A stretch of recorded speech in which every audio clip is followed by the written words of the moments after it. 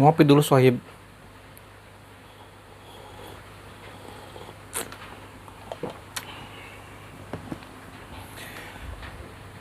Assalamualaikum Sohib. Kembali di channel Kopi. Komen-komen pribadi, tentunya komen-komen pribadi saya tentang apa yang sedang terjadi, yang sedang rame di dunia nyata maupun dunia maya.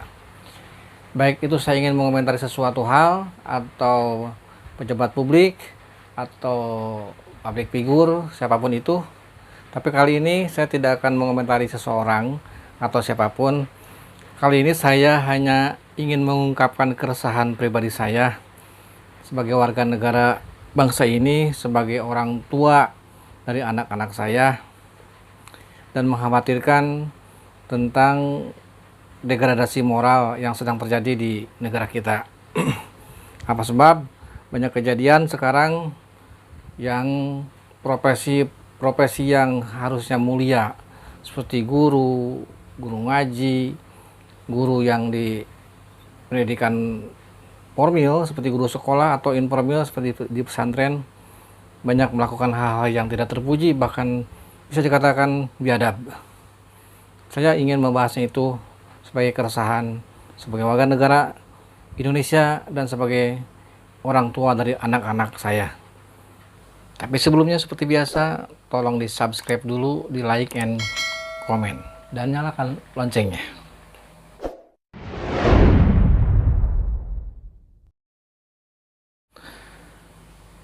Sohib Kopi, di Indonesia ini, khususnya warga negara Indonesia, ada sebutan untuk warganya hanya dua: warga pribumi dan warga keturunan. Ya, keturunannya bisa keturunan dari Chinese, dari Arab, atau apapun yang berada di negara kita, Indonesia. Tapi akhir-akhir ini, sebutan-sebutan itu jadi harus nambah. Sering dipopulerkan, terutama di medsos. Sebutan itu begitu di telinga nggak enak didengarkannya, dan tidak mendidik. Kalau dulu kan ada warga pribumi, warga keturunan. Sekarang ada lagi cebong, kampret, dan kardun. Nah, sebetulnya yang mengeluarkan kata-kata itu, istilah-istilah itu, bukan orang-orang bodoh, bukan orang-orang yang tidak sekolah.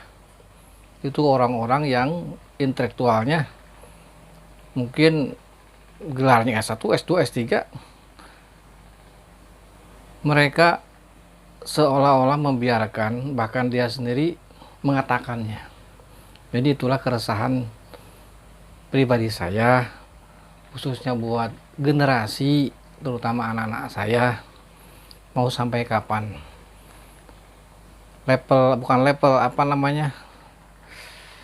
Praksi-praksi itu ada sebutan kadrun, sebutan cebong, dan kampret, dan itu sebutan-sebutan yang menurut saya tidak moralitas. Masa manusia mau disamakan dengan hewan? Dan mereka pun tahu betapa mulianya Tuhan menciptakan manusia ini di muka bumi ini.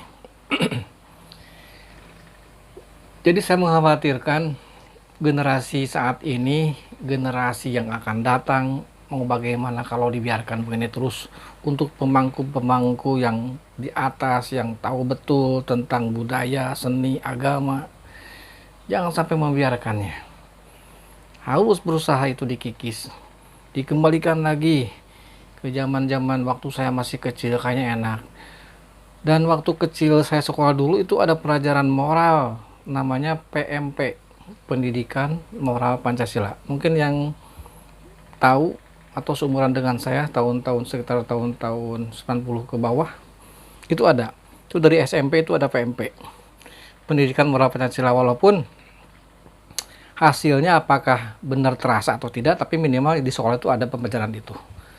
Man, 4 tahun kesini kan dihilangkan, tidak ada PMP itu, Pendidikan Moral Pancasila itu. Jadi akhirnya kadang-kadang sekarang, selain timbul sebutan-sebutan itu yang meresahkan, juga kelakuannya juga meresahkan. Tidak itu guru ngaji, oknumnya maksudnya. Tidak itu pimpinan pesantren, tidak itu guru, oknumnya, oknum guru, oknum pengajar, oknum kiai atau ustadz. Masya Allah, astagfirullahaladzim, kelakuannya itu sudah biadab. Kenapa? Waktu dulu, ini pengalaman saya sekolah. Saya kalau di sekolah dimarahin sama guru atau bahkan dipukul, pernah ditempeleng, saya nggak berani ngomong ke orang tua. Yang ada pasti orang tua akan memarahi kita. Mungkin karena kitanya salah, makanya nggak mungkin guru memarahi kita, memukul kita kalau nggak kitanya salah. Tapi sekarang kalau ada sedikit kekerasan di sekolah, orang tuanya reaktif. Kenapa begitu? Karena mungkin saat ini guru itu banyak oknum yang tidak semestinya jadi guru. Ya seperti contoh sekarang ada guru yang pelecehan, bahkan guru besar dosen pelecehan ke mahasiswanya.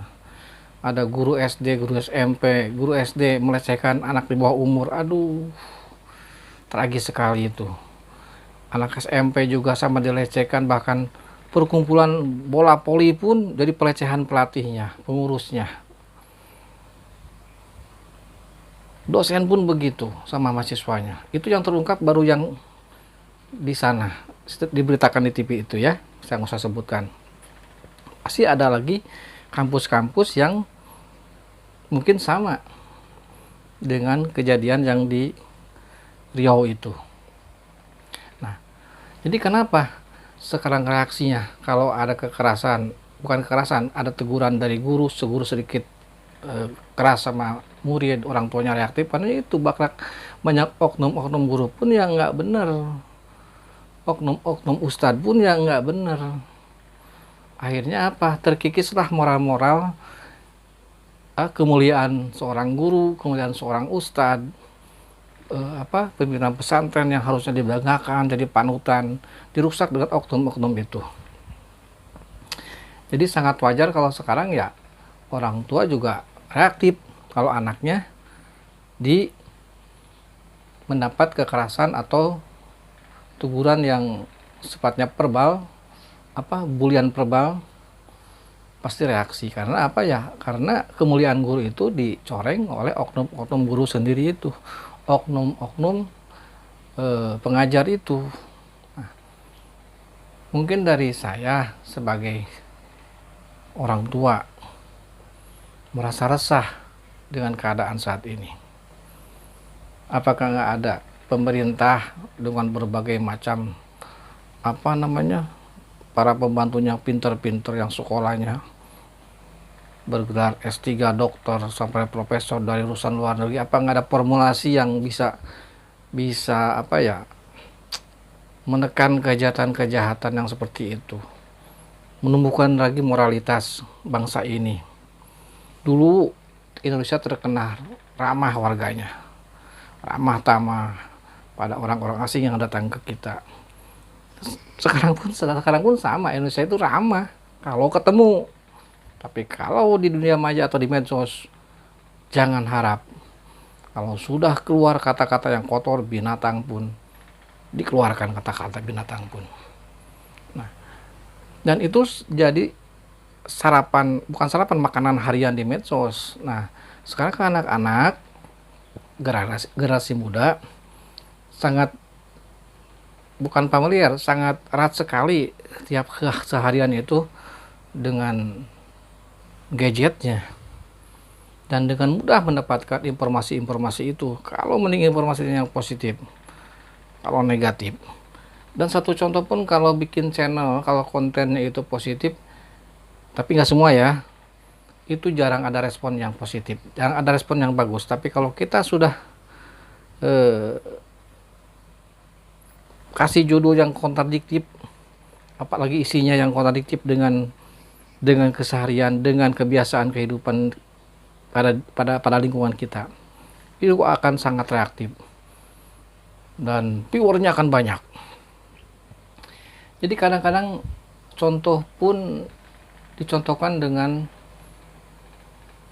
dari diri pemimpin kita juga. Katanya dia kalau di TV, kalau di publik silakan mengkritik, asalkan konstruktif, asalkan ada solusi. Ya gimana ada konstruktif solusi? Yang kritik ya kritik aja. Ya solusi lu cari sendiri solusinya, lu kan jadi pemimpinnya. Kenapa harus mengkritik harus dengan solusinya? Ya solusi urusan yang punya jabatan. Kadang mereka kayak baik, tapi kalau udah dikritik terus kesinggung, yang tadinya ramah tamah ngomongnya slow. Saya sering nonton lah di channel-channel orang yang apa ya, bangun di masyarakatnya.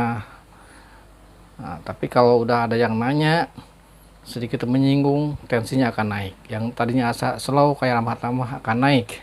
Jadi seolah-olah tidak tidak open gitu loh. Padahal mereka punya gelar sekolah tinggi, sementara yang kritiknya mungkin ya masyarakat biasa, mungkin intelektualnya tidak sepintar dia, tapi saat menjawab kritikan emosi, tidak pada tempatnya sebagai pemimpin yang mengayomi masyarakat.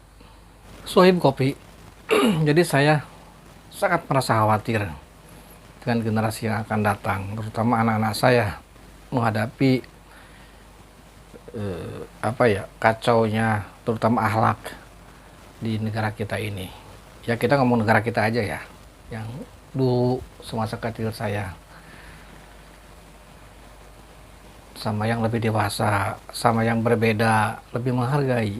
Padahal dulu pendidikannya mungkin tidak setinggi-tinggi sekarang. Rata-rata dulu SMP, SMA paling tinggi mungkin ya.